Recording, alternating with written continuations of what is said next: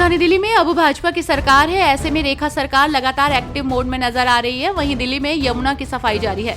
अब इसी के तहत मुख्यमंत्री रेखा गुप्ता ने यमुना सफाई अभियान से जुड़ी विभिन्न परियोजनाओं का निरीक्षण किया।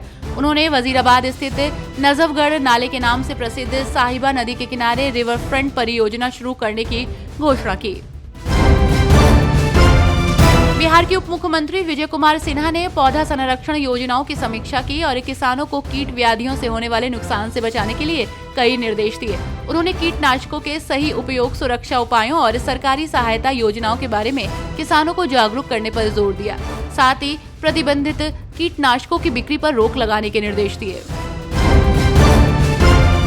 पटियाला हाउस कोर्ट मुंबई में 26/11 आतंकी हमले के मुख्य साजिशकर्ता तहव्वुर राणा को 18 दिन की हिरासत में भेज दिया गया है। एनआईए ने 20 दिन की हिरासत की मांग की थी। अब राणा 18 दिनों तक एनआईए की हिरासत में रहेगा। इस दौरान एजेंसी उससे 2008 के घातक हमलों के पीछे की पूरी साजिश का पता लगाने के लिए विस्तार से पूछताछ करेगी। हमले में 166 लोग मारे गए थे और 238 से अधिक घायल हुए थे।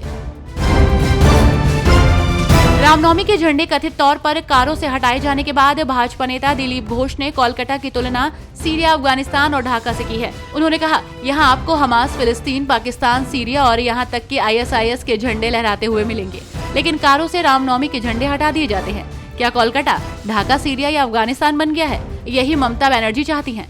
इस बार राज्य में निकाले गए भव्य रामनवमी जुलूसों ने इन कार्रवाइयों को बढ़ावा दिया है।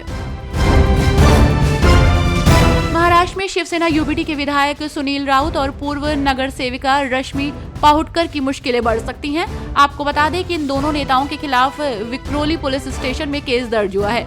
मुंबई की विक्रोली पुलिस ने आज सुबह ये मामला दर्ज किया है। मामला भारतीय न्याय संहिता की संबंधित धाराओं के तहत दर्ज किया गया है। सुनील राउत शिवसेना राज्यसभा सांसद और प्रवक्ता संजय राउत के छोटे भाई भी हैं। हरियाणा सरकार ने कन्या भ्रूण हत्या और लिंग परीक्षण के खिलाफ सख्त कदम उठाए हैं। 23 मेडिकल टर्मिनेशन ऑफ प्रेगनेंसी केंद्रों को बंद करने के लिए कारण बताओ नोटिस जारी किया है। 2 महीनों में ऑनलाइन एमटीपी किट बेचने वाले 17 विक्रेताओं के खिलाफ एफआईआर दर्ज कराई गई है। कई चिकित्सा अधिकारियों को कारण बताओ नोटिस जारी किया गया है। बिहार सरकार ने राज्य के सरकारी विद्यालयों के सभी कोटि के शिक्षकों को वेतन के साथ बकाये वेतन का भी भुगतान करने का निर्णय लिया गया है। इसके लिए शिक्षा विभाग ने जिला शिक्षा पदाधिकारियों को 1 सप्ताह का समय दिया है। इस आदेश से शिक्षकों में खुशी की लहर है, खासकर उन शिक्षकों को जिन्हें 3 महीने से वेतन नहीं मिल रहा है।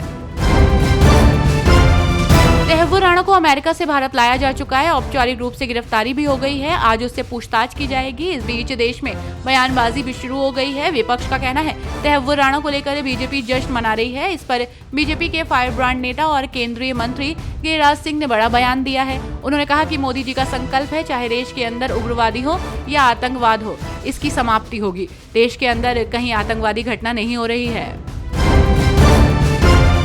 सुप्रीम कोर्ट के आदेश से नौकरी गंवाने वाले बंगाल के 26,000 शिक्षक और गैर शिक्षकों को इस महीने वेतन मिलेगा। राज्य सरकार ने वेतन पोर्टल में इनके नाम शामिल किए हैं। तो वहीं ममता बनर्जी के बयान पर उन्हें अदालत की अवमानना का नोटिस भेजा गया है। योग्य शिक्षकों ने रैलियों और धरनों के जरिए फैसले का विरोध जताया और पुनर्नियुक्ति की मांग की। महाराष्ट्र नवनिर्माण सेना के अध्यक्ष राज ठाकरे ने शीर्ष बैंक निकाय से कहा है कि वो बैंकों को निर्देश दें कि वे आरबीआई के मापदंडों के अनुसार अपनी सेवाओं में मराठी का उपयोग करें, अन्यथा मनसे अपना आंदोलन तेज करेगी। राज ठाकरे ने आईबीए को लिखे पत्र में कहा है कि आप बैंकों को मराठी का उपयोग करने के लिए आवश्यक निर्देश दें।